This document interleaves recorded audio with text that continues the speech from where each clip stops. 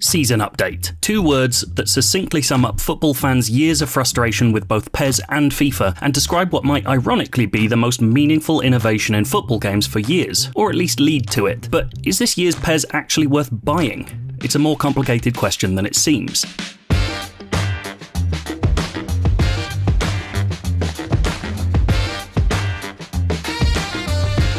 While Konami works on its vision for next-gen football arriving next year, PES 2021 arrives as an unapologetic stopgap release, priced significantly lower than usual and offering distinctly fewer new features than you'd expect, even for a franchise with such a relentless annualized release cadence. The graphics, they're the same. Controls, same. Menus, okay, there are some new background pictures, but you can see what I'm trying to say. This is, in no uncertain terms, a collection of updated squads, kits, and whatever Paul Pogba's latest misadventure with Peroxide might be, which is what both Galacticos of the football franchise world have been accused of year on year since time immemorial. At least PES 2021 is straight with us about it. For anyone who didn't play last year's game, which is also this year's game, it represented a significant step forwards for a franchise that had already been outdoing FIFA for on-pitch fluidity all generation. Passes just seemed that bit more varied, incidental touches that weren't part of canned animations gave each passage of play an organic feel, and the subtlety of control was worthy of exploring hour after hour. By taking manual control of players just before they took the ball, you could curve runs wickedly, take goal-beckoning first touches, and acrobatic volleys. Hit the pause button and back out into the menus, however, and you might as well have climbed inside a time machine and entered 2005 on the dial. It was a cavalcade of typefaces that would make graphic designers sick in their mouths. FIFA, meanwhile, not only has all the licensed kits, names and badges you could ever hope to skip past on the team select menu, but a narrative-driven Volta mode and the mighty FIFA Ultimate Team. Foregoing all that variety and presentational sparkle is the trade-off you make for better football on the turf, and the equation doesn't change a jot with this release. Where things started to get really interesting for PES 2020 were in its data pack releases, which tweaked the values underpinning its football, fine-tuning them to varying degrees of success. In many ways, eFootball PES 2021 season update is a full stop to all this, a kind of bells and whistles edition of Data Pack 9.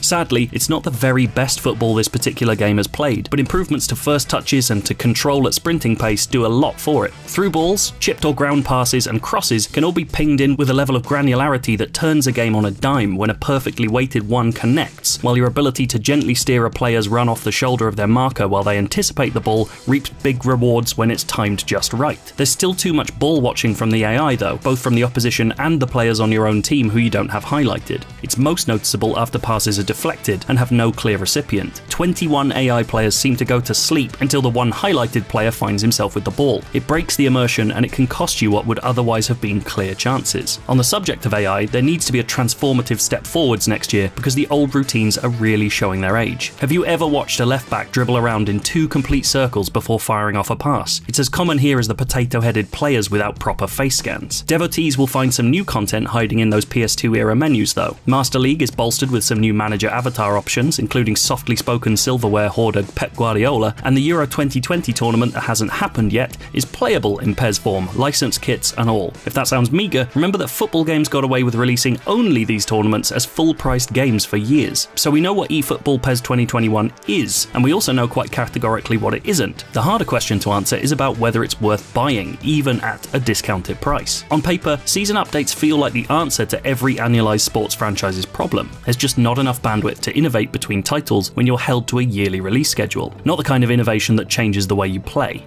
What we're faced with as football game fans this year is deferring gratification, sacrificing a good game to get a great one later. PES 2021 feels like a pragmatic solution to a problem Konami can't be blamed for, working from home, producing an annualized game during the advent of a new console generation. That's not to say it isn't disappointing, but the pricing strategy and the fundamental quality on the pitch do mitigate that disappointment.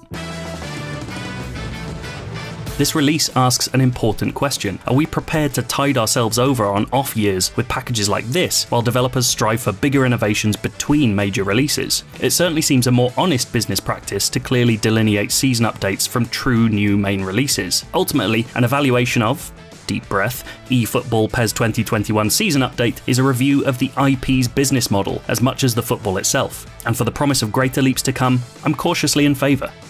If you want more from PES 2021, we've got match gameplay to show you.